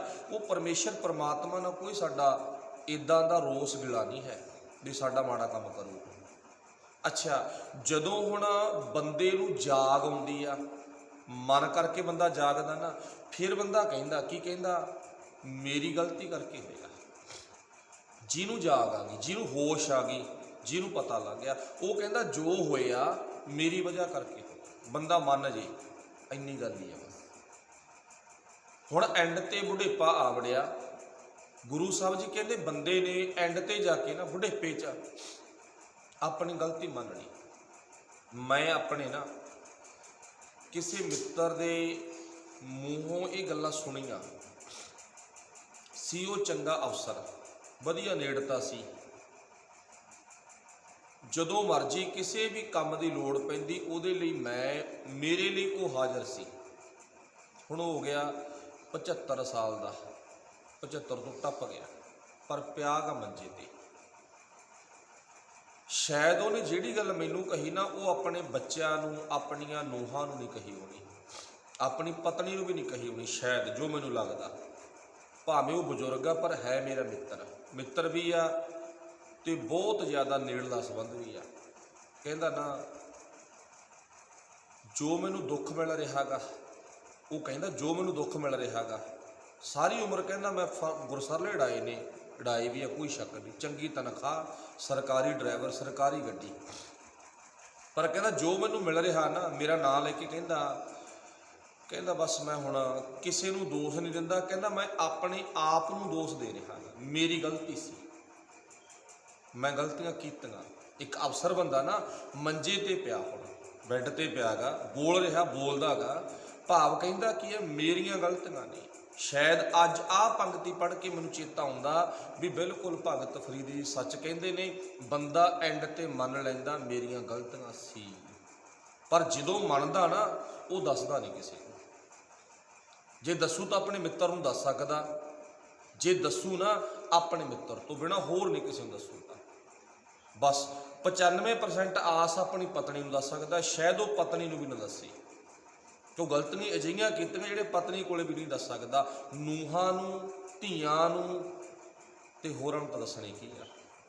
ਸਮਝ ਆ ਗਈ ਨਾ ਹੁਣ ਭਗਤ ਫਰੀਦ ਜੀ ਕੀ ਕਹਿੰਦੇ ਨੇ, ਐਂਡ ਤੇ ਜਾ ਕੇ ਬੰਦਾ ਮੰਨ ਜਾਂਦਾ। ਕੀ ਮੰਨਦਾ, ਸਾਰੀਆਂ ਗਲਤੀਆਂ ਮੇਰੀਆਂ ਸੀ। ਅੱਛਾ, ਇਹ ਗੱਲ ਜਵਾਨੀ 'ਚ ਨਹੀਂ ਮੰਨਿਆ, ਉਦੋਂ ਹੈਂਡ ਕਰ ਬੈਠਾ, ਕਹਿੰਦਾ ਨਾ ਮੇਰੀ ਤਾਂ ਗਲਤੀ ਕੋਈ ਨਹੀਂ, ਕਹਿੰਦਾ ਉਦੋਂ ਹੈਂਡ ਕਰ ਬੈਠਾ। ਉਦੋਂ ਤਾਂ ਅਖੰਡ ਪਾਠ ਸਾਹਿਬ ਕਰਵਾਇਆ ਨਾ, ਕੋਈ 9ਵੀਂ ਨੂੰ ਕਰਾਇਆ, 10ਵੀਂ ਨੂੰ ਕਰਾਇਆ, ਮੱਸਿਆ ਨੂੰ ਕਰਾਇਆ, ਸੰਗਰਾਂਦ ਨੂੰ ਕਰਾਇਆ, ਵਿਸਾਖੀ ਨੂੰ ਕਰਾਇਆ ਨਾ, ਸਪੈਸ਼ਲ ਸਹਿਜ ਪਾਠ ਕਰਾਇਆ। ਉਦੋਂ ਨਹੀਂ ਮੰਨਦਾ, ਕਹਿੰਦਾ ਨਾ ਮੇਰੇ 'ਚ ਤਾਂ ਕਸੂਰ ਹੀ ਕੋਈ ਨਹੀਂ, ਮੈਂ ਤਾਂ ਬਹੁਤ ਗੁਰਮੁਖ ਹਾਂ। ਪਰ ਜਦੋਂ ਉਹ ਪਰਮਾਤਮਾ ਗੇੜ ਪੁੱਠਾ ਪਾਉਂਦਾ ਤੇ ਭਗਤ ਫਰੀਦ ਜੀ ਸਾਹਿਬ ਜੀ ਕਹਿੰਦੇ ਨਾ ਬੰਦਾ ਮੰਨ ਜਾਂਦਾ ਵੀ ਹਾਂ ਮੇਰੇ 'ਚ ਗਲਤੀ ਸੀ। ਹੁਣ ਇੱਥੇ ਕੀ ਲਿਖਿਆ, ਤੈ ਸਹਿ ਮਨ ਮੈਂ ਕੀਆ ਰੋਸ। ਰੱਬ ਜੀ ਮੈਂ ਹੁਣ ਸੋਚ ਲਿਆ ਤੇਰੇ ਵਿੱਚ ਕੋਈ ਗਲਤੀ ਨਹੀਂ ਸੀ, ਤੂੰ ਮੇਰੇ ਨੂੰ ਰੁੱਸਿਆ ਸੀ ਨਾ। ਹੁਣ ਜਿਨ੍ਹਾਂ ਨੂੰ ਗੁਰੂ ਕੋਲੇ ਆਉਣਾ ਨਸੀਬ ਨਹੀਂ, ਬਾਣੀ ਪੜ੍ਹਨੀ ਨਸੀਬ ਨਹੀਂ, ਸਤ ਸੰਗਤ ਕਰਨੀ ਨਸੀਬ ਨਹੀਂ, ਸੇਵਾ ਕਰਨੀ ਨਸੀਬ ਨਹੀਂ ਹੁੰਦੀ, ਅੱਛਾ ਕੀ ਕਹਿੰਦੇ ਨੇ, ਰੱਬ ਤਾਂ ਭਾਈ ਸਾਡੇ ਨਾਲ ਨਾਰਾਜ਼ ਹੀ ਆ, ਸਾਡੇ ਕਰਮਾਂ 'ਚ ਨਹੀਂ ਹੈ। ਭਗਤ ਫਰੀਦ ਜੀ ਕਹਿੰਦੇ ਹੁਣ ਬੰਦਾ ਕੀ ਕਹਿੰਦਾ, ਤੂੰ ਨਾਰਾਜ਼ ਨਹੀਂ ਸੀ, ਮੈਂ ਉਦੋਂ ਕਹਿੰਦਾ ਰਿਹਾ ਵੀ ਤੂੰ ਨਾਰਾਜ਼ ਆ। ਹੁਣ ਮੈਨੂੰ ਪਤਾ ਲੱਗਿਆ ਜੇ ਤੂੰ ਨਾਰਾਜ਼ ਵੀ ਸੀ, ਜੇ ਤੂੰ ਰੋਸ ਵੀ ਕੀਤਾ ਸੀ, ਮੈਂ ਤੇਰੇ ਕੋਲੇ ਆ ਨਹੀਂ ਸਕਿਆ, ਇਹ ਸਾਰੇ ਕਾਸੇ ਦੀ ਵਜ੍ਹਾ ਮੇਰੀਆਂ ਗਲਤੀਆਂ ਸੀ। ਤੈ ਸਹਿ ਮਨ ਮੈਂ ਕੀਆ ਰੋਸ, ਤੇਰੇ ਅੰਦਰ ਰੋਸ ਨਹੀਂ ਸੀ, ਮੇਰੀਆਂ ਗਲਤੀਆਂ ਸੀ, ਮੈਂ ਆਪਣੀਆਂ ਗਲਤੀਆਂ ਕਰਕੇ ਤੈਨੂੰ ਮੂੰਹ ਵਿਖਾਉਣ ਜੋਗਾ ਨਹੀਂ ਸੀ, ਮੈਂ ਆਪਣੀਆਂ ਗਲਤੀਆਂ ਕਰਕੇ ਤੈਨੂੰ ਮੂੰਹ ਵਿਖਾਉਣ ਜੋਗਾ ਨਹੀਂ ਸੀ, ਬਸ ਆਹ ਗੱਲ। ਤੇ ਹੁਣ ਗਲਤੀਆਂ 'ਚ ਤਾਂ ਬੰਦਾ ਆਪਣੀ ਪਤਨੀ ਨੂੰ ਵੀ ਨਹੀਂ ਮੂੰਹ ਦਿਖਾ ਸਕਦਾ, ਜਾਂ ਪਤਨੀ ਬੰਦੇ ਨੂੰ ਵੀ ਨਹੀਂ ਮੂੰਹ, ਜਿਨ੍ਹਾਂ 'ਚ ਅਣਖਾ, ਜਿਨ੍ਹਾਂ 'ਚ ਗੈਰਤ ਅਣਖਾਤਮਾ ਨਾ, ਉਹ ਬਸ਼ਰਮ ਨੇ ਤੁਰੇ ਫਿਰਦੇ ਆ। ਹੁਣ ਜਿਨ੍ਹਾਂ 'ਚ ਅਣਖਾ ਨਾ, ਉਹ ਆਪਣੇ ਪਰਿਵਾਰ 'ਚ ਨਹੀਂ ਮੂੰਹ ਵਿਖਾਉਣ ਜੋਗੇ ਹੁੰਦੇ, ਨੀਵੀਂ ਪਾ ਜਾਂਦੇ ਆ, ਅਕਸਰ ਖੁਦਕੁਸ਼ੀ ਕਰ ਜਾਂਦੇ ਨੇ। ਤੇ ਗੁਰੂ ਕੋਲੇ ਆਉਣਾ ਇਹ ਖਾਲਾ ਜੀ ਦਾ ਬਾਣਾ ਨਹੀਂ ਹੈ ਵੀ ਅਸੀਂ ਆ ਜਾਗੇ। ਜਿਹੜਾ ਆਉਂਦਾ ਨਾ ਗੁਰੂ ਨੂੰ ਆ ਕੇ ਮੂੰਹ ਰੋਜ਼ ਵਿਖਾਉਂਦਾ, ਬਾਹਲੇ ਵੱਡੇ ਭਾਗ ਨੇ। ਆਪਾਂ ਤਾਂ 99% ਕਵਾਂਗੇ ਨਾ, ਜਾਂ 100 ਕਵਾਂਗੇ, ਇੱਥੇ ਤਾਂ ਆਪਾਂ ਨੂੰ 105% ਵੱਡੇ ਭਾਗ ਨੇ ਜੇ ਆਪਾਂ ਗੁਰੂ ਨੂੰ ਮੂੰਹ ਵਿਖਾਉਣੇ ਆ। ਤੇ ਨਹੀਂ, ਚੇਤਾ ਰੱਖੋ ਗੁਰੂ ਨੂੰ ਅੱਜ ਦੇ ਸਮੇਂ 'ਚ ਕੋਈ ਮੂੰਹ ਵਿਖਾਉਣ ਜੋਗਾ ਹੈ ਹੀ ਨਹੀਂ। ਤੇ ਗੁਰੂ ਨੂੰ ਜੇ ਮੂੰਹ ਵਿਖਾਉਣ ਜੋਗੇ ਆਪਾਂ ਨਹੀਂ ਨਾ ਹਾਂ, ਤਾਂ ਚੇਤਾ ਰੱਖੋ ਗੁਰੂ ਵੀ ਆਪਣੇ ਵੱਲੇ ਮੂੰਹ ਕਦੇ ਨਹੀਂ ਕਰੇਗਾ। ਕਿਸੇ ਕਵੀ ਦੀ ਕਲਮ ਕਹਿੰਦੀ ਹੈ ਨਾ, ਮੇਰਾ ਰੁੱਸੇ ਨਾ ਕਲਗੀਆਂ ਵਾਲਾ ਜੱਗ ਭਾਵੇਂ ਸਾਰਾ ਰੁੱਸ ਜੇ। ਉਹਦਾ ਅਰਥ ਕੀ ਬਣਦਾ ਨਾ, ਮੇਰੇ ਮਾਲਕ ਦਾ ਮੇਰੇ ਵੱਲੋਂ ਮੂੰਹ ਨਾ ਮੁੜੇ, ਲੋਕਾਂ ਦਾ ਭਾਵੇਂ ਮੂੰਹ ਮੁੜ ਜੇ। ਲੋਕਾਂ ਦਾ ਕੀ ਆ, ਅੱਜ ਰੁੱਸ ਗਏ ਕੱਲ੍ਹ ਨੂੰ ਪੈਰਾਂ 'ਚ ਆ ਜਾਣਗੇ। ਲੀਡਰਾਂ ਦਾ ਹਾਲ ਤਾਂ ਇਹੀ ਆ ਨਾ, ਅੱਜ ਰੁੱਸ ਗਏ ਕੱਲ੍ਹ ਨੂੰ ਪੈਰਾਂ 'ਚ। ਮੇਰਾ ਵਾਹਿਗੁਰੂ ਮੇਰਾ ਦਾਤਾ ਨਾ ਰੁੱਸੇ। ਹੁਣ ਭਗਤ ਜੀ ਕਹਿੰਦੇ ਮੈਨੂੰ ਪਤਾ ਲੱਗ ਗਿਆ, ਤੈ ਸਹਿ ਮਨ ਮੈਂ ਕੀਆ ਰੋਸ, ਤੂੰ ਮੇਰੇ ਨਾਲੋਂ ਮੂੰਹ ਮੋਟਾ ਨਹੀਂ ਸੀ ਕੀਤਾ, ਮੇਰੀਆਂ ਗਲਤੀਆਂ ਇੰਨੀਆਂ ਸੀ, ਮੈਂ ਆਪਣੀਆਂ ਗਲਤੀਆਂ ਦੇ ਕਾਰਨ ਕਰਕੇ ਤੇਰੇ ਕੋਲ ਆ ਹੀ ਨਹੀਂ ਸਕਿਆ। ਰਾਤ ਨੂੰ ਸ਼ਰਾਬਾਂ, ਕਬਾਬਾਂ, ਮਹਿੰਗੇ ਹੋਟਲ, ਹੋਰ ਗੰਦੇ ਕੰਮ ਕਰਨੇ, ਕਿਵੇਂ ਮੂੰਹ ਦਿਖਾਉਂ ਤੜਕੇ ਤੈਨੂੰ। ਜਿਹੜਾ ਰਾਤ ਨੂੰ ਸੋਹਿਲਾ ਸਾਹਿਬ ਦੀ ਬਾਣੀ ਪੜ੍ਹ ਕੇ, ਰਹਿਰਾਸ ਸਾਹਿਬ ਜੀ ਦਾ ਪਾਠ ਕਰਕੇ, ਸੇਵਾ ਕਰਕੇ ਆਰਾਮ ਦੇ ਨਾਲ ਬਿਸਤਰਿਆਂ 'ਤੇ ਲੇਟਦਾ ਨਾ, ਉਹੀ ਤੜਕੇ ਗੁਰੂ ਨੂੰ ਮੂੰਹ ਵਿਖਾਉਣ ਜੋਗਾ ਹੁੰਦਾ। ਠੀਕ ਹੈ ਨਾ। ਚਲੋ ਅਗਲਾ ਵਿਸ਼ਾ ਤੁਸੀਂ ਆਪੇ ਨੂੰ ਗਾਹਾਂ ਵਧਾ ਲਓਗੇ। ਫਿਰ ਅਗਲੀ ਪੰਕਤੀ 'ਚ ਕੀ ਕਿਹਾ, ਮੁਝ ਅਵਗੁਣ, ਮੇਰੇ 'ਚ ਹੀ ਔਗਣ ਸੀ ਸਾਰੇ, ਮੁਝ ਮੇਰੇ 'ਚ, ਮੁਝ ਅਵਗੁਣ ਸਹਿ ਨਾਹੀ ਦੋਸ, ਮੈਂ ਤੈਨੂੰ ਦੋਸ਼ ਦਿੰਦਾ ਰਿਹਾ, ਤੇਰੇ 'ਚ ਤਾਂ ਔਗਣੀ ਕੋਈ ਨਹੀਂ, ਜਿੰਨੇ ਔਗਣ ਸੀ ਮੇਰੇ 'ਚ ਸੀ। ਇਹ ਕਦੋਂ ਕਿਹਾਗਾ, ਬਚਪਨ ਬੀਤ ਗਿਆ, ਜਵਾਨੀ ਬੀਤ ਗਈ, ਅੱਧ ਖੜ ਉਮਰ ਵੀ ਬੀਤ ਗਈ, ਜਿਹਨੂੰ ਆਪਾਂ ਕਬੀਲਦਾਰੀ ਦਾ ਵਕਤ ਕਹਿੰਦੇ ਨੇ। ਬੰਦਾ ਵਿਆਹਿਆ ਗਿਆ ਤੇ ਕਬੀਲਦਾਰੀ ਦਾ ਦੌਰ ਚੱਲ ਪਿਆ, ਬੱਚੇ ਬੱਚੀਆਂ ਦਾ ਘਰ ਵਿੱਚ ਆਉਣਾ। ਜਦੋਂ ਵਡੇਪਾ ਆ ਗਿਆ ਨਾ, ਅੱਧ ਖੜ ਬੀਤ ਗਿਆ, ਵਡੇਪਾ ਆ ਗਿਆ, ਉਦੋਂ ਬੰਦੇ ਨੇ ਆਹ ਗੱਲ ਕਹੀ ਆ, ਉਦੋਂ ਪਹਿਲਾਂ ਨਹੀਂ ਕਹਿੰਦਾ। ਉਹ ਕਈ ਵਾਰ ਡਾਕਟਰ ਦੇ ਬੈੱਡ ਤੇ ਪਿਆ ਬੰਦਾ ਵੀ ਕਹਿੰਦਾ, ਕਿਸੇ ਨੂੰ ਆਪਾਂ ਪਤਾ ਲੈਣ ਗਿਆ ਘਰੇ ਨਾ, ਤਾਂ ਉਦੋਂ ਵੀ ਬੰਦਾ ਕਹਿੰਦਾ ਵੀ ਮੇਰੇ 'ਚ ਗਲਤੀਆਂ ਸੀ, ਤਾਈਓ ਮੈਂ ਗੁਰੂ ਕੋਲ ਜਾ, ਤਾਈਓ ਮੈਂ ਬਾਣੀ ਨਹੀਂ ਪੜ੍ਹ ਸਕਿਆ। ਹੁਣ ਹੱਥ ਪੱਲਾ ਮਾਰਦਾ ਬੰਦਾ, ਕਹਿੰਦਾ ਚੱਲ ਕੋਈ ਨਾ ਖੰਡ ਪਾਠ ਕਰਾ ਦਿੰਦੇ, ਸਹਿਜ ਪਾਠ, ਹੁਣ ਕੁਛ ਨਹੀਂ ਬਣਦਾ ਨਾ। ਉਹ ਸਮਾਂ ਬੀਤ ਗਿਆ, ਲੰਘ ਗਿਆ। ਫਿਰ ਪਾਤਸ਼ਾਹ ਜੀ ਕਹਿੰਦੇ ਨੇ, ਮੁਝ ਅਵਗੁਣ ਸਹਿ ਨਾਹੀ ਦੋਸ, ਹੇ ਵਾਹਿਗੁਰੂ ਜੀ ਸਾਰੇ ਔਗਣ ਸਾਰੇ ਦੋਸ਼ ਮੇਰੇ ਵਿੱਚ ਸਨ। ਤੇ ਹੁਣ ਮੈਂ ਕਿੱਥੇ ਗਿਆਗਾ, ਅੱਗੇ ਫਰੀਦ ਸਾਹਿਬ ਜੀ ਕਹਿੰਦੇ ਆ ਨਾ, ਕਹਿੰਦੇ ਕਾਲੀ ਕੋਇਲ ਤੂੰ ਕਿਤ ਗੁਣ ਕਾਲੀ। ਹੁਣ ਫਰੀਦ ਸਾਹਿਬ ਨੇ ਆਪਣੇ ਵੱਲ ਹੱਥ ਕਰਕੇ ਗੱਲ ਕਹੀ ਆ, ਕਾਲੀ ਕੋਇਲ ਤੂੰ ਕਿਤ ਗੁਣ ਕਾਲੀ। ਇੱਕ ਗੱਲ ਚੇਤਾ ਰੱਖਿਓ, ਜਿਹੜੇ ਪਰਮੇਸ਼ਰ ਪਰਮਾਤਮਾ ਦੀ ਬਾਣੀ ਨਾਲ ਜੁੜ ਜਾਂਦੇ ਆ ਨਾ, ਉਹਨਾਂ ਦਾ ਮਨ ਇੰਨਾ ਇਕਾਗਰ ਹੋ ਜਾਂਦਾ, ਇੰਨਾ ਇਕਾਗਰ ਹੋ ਜਾਂਦਾ, ਚੇਤਾ ਰੱਖਿਓ, ਇੰਨਾ ਇਕਾਗਰ ਹੋ ਜਾਂਦਾ, ਉਹ ਪੌਦਿਆਂ ਨਾਲ ਵੀ ਗੱਲਾਂ ਕਰ ਲੈਂਦੇ ਨੇ। ਉਹਨਾਂ ਦਾ ਮਨ ਇੰਨਾ ਇਕਾਗਰ ਹੋ ਜਾਂਦਾ, ਉਹ ਪੰਛੀਆਂ ਨਾਲ, ਪਸ਼ੂਆਂ ਨਾਲ ਵੀ ਗੱਲਾਂ ਕਰ ਲੈਂਦੇ ਨੇ। ਇਹ ਵਿਸ਼ੇ ਤੇ ਆਪਾਂ ਕਾਫੀ ਟਾਈਮ ਪਹਿਲਾਂ ਨਾ, ਮਹੀਨਾ 2 ਮਹੀਨੇ ਪਹਿਲਾਂ ਵਿਚਾਰ ਕੀਤੀ ਸੀ ਆਪਾਂ। ਉਹ ਬੰਦਾ ਜਿਹਦਾ ਮਨ ਇਕਾਗਰ ਹੋ ਗਿਆ, ਇਉਂ ਮੰਨ ਲਓ, ਇਉਂ ਕਹਿ ਲਓ ਸੌਖਾ, ਜਿਨ੍ਹਾਂ ਨੇ ਆਪਣਾ ਮਨ ਗੁਰੂ ਦੀ ਬਾਣੀ ਨਾਲ ਜੋੜ ਲਿਆ ਨਾ, ਮਨ ਗੁਰੂ ਨੂੰ ਦੇ ਦਿੱਤਾ, ਉਹ ਬੰਦਾ ਦੁਨੀਆ 'ਚ ਰਹਿਣ ਵਾਲੇ, ਨਾ ਬੋਲਣ ਵਾਲੇ ਜੀਵਾਂ ਨਾਲ ਵੀ ਗੱਲਾਂ ਕਰ ਲੈਂਦਾ ਗਾ। ਇੱਥੇ ਫਰੀਦ ਸਾਹਿਬ ਜੀ ਕਹਿੰਦੇ ਨੇ ਰੱਬ ਦੇ ਪਿਆਰੀ। ਆ ਲਾਸਟ ਦੀ ਅਵਸਥਾ ਵਿੱਚ ਪਹੁੰਚ ਕੇ ਨਾ ਬੰਦੇ ਨੇ ਫਿਰ ਕੋਇਲ ਨੂੰ ਪੁੱਛਿਆ। ਹੁਣ ਕੋਇਲ ਤਾਂ ਬੋਲਦੀ ਨਹੀਂ, ਕੋਇਲ ਬੋਲਦੀ ਨਹੀਂ ਨਾ, ਪਰ ਉਹ ਇਸ਼ਾਰਾ ਜ਼ਰੂਰ ਕਰ ਜੂ। ਜਿਹੜਾ ਬੰਦਾ ਇਸ਼ਾਰਿਆਂ ਦੀ ਭਾਸ਼ਾ ਸਮਝਣ ਲੱਗ ਜਾਵੇ, ਚਿੰਨ੍ਹ ਭਾਸ਼ਾ ਜਿਹਨੂੰ ਆਪਾਂ ਕਹਿੰਦੇ ਹਾਂ, ਕਿਉਂਕਿ ਸਾਡੀ ਮੁੱਢ ਦੀ ਭਾਸ਼ਾ ਚਿੰਨ੍ਹ ਭਾਸ਼ਾ, ਊੜਾ ਆੜਾ ਈੜੀ ਸੱਸਾ ਹਾਹ ਤਾਂ ਬਾਅਦ ਵਿੱਚ ਆਏ ਨੇ, ਤਾਂ ਪਹਿਲੀ ਭਾਸ਼ਾ ਨਾ ਚਿੰਨ੍ਹ ਭਾਸ਼ਾ। ਚਿੰਨ੍ਹਾਂ ਨਾਲ ਅੱਜ ਵੀ ਕੋਈ ਪ੍ਰੋਗਰਾਮ ਆਪਾਂ ਤੀਰ ਬਣਾ ਦਿੰਦੇ ਹਾਂ, ਚਿੰਨ੍ਹ ਬਣਾ ਦਿੰਦੇ ਹਾਂ। ਰਸਤਿਆਂ ਵਿੱਚ ਜਿੱਥੋਂ ਤੱਕ ਮਰਜ਼ੀ ਜਾਓ, ਕੈਨੇਡਾ ਅਮਰੀਕਾ ਜਾਓ, ਚਿੰਨ੍ਹ ਛਪੇ ਹੁੰਦੇ ਨੇ, ਨਾਮ ਲਿਖੇ ਹੁੰਦੇ ਨੇ, ਇਸ਼ਾਰੇ ਕੀਤੇ ਹੁੰਦੇ ਨੇ। ਸੜਕ ਤੋਂ ਕਿੱਧਰੋਂ ਕਿੱਧਰ ਨੂੰ ਮੁੜਨਾ, ਉਵੇਂ ਬਿੰਗ ਪਾ ਕੇ ਚਿੰਨ੍ਹ ਦਿੱਤਾ ਹੁੰਦਾ ਵੀ ਐਂ ਤੁਰਿਆ ਜਾਈ। ਉਹ ਚਿੰਨ੍ਹ ਬੋਲਦਾ। ਇਵੇਂ ਜਿਵੇਂ ਜਿਹੜਾ ਬੰਦਾ ਇਸ਼ਾਰਿਆਂ ਦੀ ਪਰਿਭਾਸ਼ਾ ਸਮਝਣ ਲੱਗ ਜਾਵੇ, ਬਸ ਉਹ ਹਰ ਇੱਕ ਨੇ ਗੱਲਾਂ ਕਰ ਲੈਂਦਾ। ਬੰਦਾ ਬੰਦੇ ਨਾਲ ਗੱਲਾਂ ਨਹੀਂ, ਬੰਦਾ ਪਸ਼ੂਆਂ ਨਾਲ, ਪੰਛੀਆਂ ਨਾਲ, ਰੁੱਖਾਂ ਨਾਲ, ਵਨਸਪਤੀ ਨਾਲ, ਮੌਸਮ ਨਾਲ ਵੀ ਗੱਲਾਂ ਕਰ ਲੈਂਦਾ ਗਾ। ਜਿਹਨੂੰ ਆਪਾਂ ਕਹਿੰਦੇ ਬੰਦੇ ਨੇ ਭਵਿੱਖ ਦੱਸਤਾ। ਭਵਿੱਖ ਦੱਸਣ ਵਾਸਤੇ ਸਾਡੇ ਅੰਦਰ ਕੋਈ ਸਪੈਸ਼ਲ ਯੰਤਰ ਨਹੀਂ ਧਰਿਆ। ਬੰਦਾ ਇਸ਼ਾਰਿਆਂ ਦੀ ਭਾਸ਼ਾ ਸਮਝਣ ਲੱਗ, ਲੱਛਣ ਸਮਝਣ ਲੱਗ ਗਿਆ ਵੀ ਲੱਛਣ ਕੀ ਨੇ, ਲੱਛਣਾਂ ਨੂੰ ਸਮਝਣ ਲੱਗ ਗਿਆ, ਬਸ ਗੱਲ ਬਣ ਗਈ। ਹੁਣ ਭਗਤ ਜੀ ਕਹਿੰਦੇ ਨਾ, ਫਿਰ ਬੰਦਾ ਭਟਕਦਾ ਤੁਰਦਾ ਫਿਰਦਾ, ਦੁਖੀ ਹੁੰਦਾ, ਤਪ ਲੋਹੇ ਹਾਥ ਮਰੋਰੂ, ਕੁਛ ਨਹੀਂ ਪੱਲੇ ਪਿਆ। ਮੰਨ ਵੀ ਗਿਆ ਮੇਰੇ 'ਚ ਗਲਤੀਆਂ, ਮੈਂ ਤਾਂ ਤੇਰੇ ਨੂੰ ਟੁੱਟਿਆ ਰਹਾਂਗਾ, ਸਾਰੀਆਂ ਗਲਤੀਆਂ ਮੇਰੇ 'ਚ ਸੀ। ਹੁਣ ਬੰਦਾ ਫਿਰਦਾ ਕਿੱਥੇ ਵਗ ਗਿਆ? ਕੋਲੇ ਵਗ ਗਿਆ। ਕੋਲ ਆਪਾਂ ਨੂੰ ਪਤਾ ਨਾ, ਮਾਰਚ ਦੇ ਮਹੀਨੇ ਤੋਂ ਲਾ ਕੇ ਅਪ੍ਰੈਲ ਦੇ ਮਹੀਨੇ ਤੱਕ ਕਾਫੀ ਮਤਲਬ ਕਿ ਮਾਤਰਾ ਦੇ ਵਿੱਚ ਉਹਦੀ ਸਾਡੀ ਧਰਤੀ ਤੇ ਆਮਦ ਹੁੰਦੀ ਆ, ਆਉਂਦੀ ਜਾਂਦੀ ਆ। ਆਂਡੇ ਵੀ ਦਿੰਦੀ ਆ, ਬੱਚੇ ਵੀ ਪੈਦਾ ਕਰਦੀ ਆ। ਉਹਦੀ ਕਾਫੀ ਭਾਵ ਸਾਡੇ ਇਸ ਧਰਤੀ ਤੇ ਆਮਦ ਹੁੰਦੀ ਆ। ਉਦੋਂ ਬਾਅਦ ਉਹ ਆਪਣੇ ਟਿਕਾਣੇ ਤੇ ਚਲੀ ਜਾਂਦੇ, ਜਿੱਥੇ ਵੀ ਉਹਦਾ ਕੋਈ ਟਿਕਾਣਾ। ਹੁਣ ਬੰਦਾ ਵਗ ਗਿਆ ਕੋਇਲ ਕੋਲੇ, ਤੇ ਹੁਣ ਫਰੀਦ ਸਾਹਿਬ ਜੀ, ਚਲੋ ਮੰਨ ਲਓ ਵੀ ਆਪ ਖੁਦ ਕੋਇਲ ਨਾਲ ਗੱਲ ਕਰਦੇ ਨੇ। ਫਰੀਦ ਸਾਹਿਬ ਕਹਿੰਦੇ, ਕਾਲੀ ਕੋਇਲ, ਪ੍ਰਸ਼ਨ ਕੀਤਾ ਕੋਇਲ ਨੂੰ, ਕਾਲੀ ਕੋਇਲ ਤੂੰ ਕਿਤ ਗੁਣ ਕਾਲੀ। ਹੁਣ ਦੇਖੋ ਇੱਥੇ ਬੋਲੀ ਬਦਲ ਗਈ। ਹੁਣ ਪਹਿਲਾਂ ਆਪਾਂ 4 ਪੰਗਤੀਆਂ ਦੀ ਵਿਆਖਿਆ ਕੀਤੀ ਆ, ਉਹਦੇ 'ਚ ਬੰਦੇ ਨੇ ਮੰਨਿਆ ਮੈਂ ਦੋਸ਼ੀ ਆ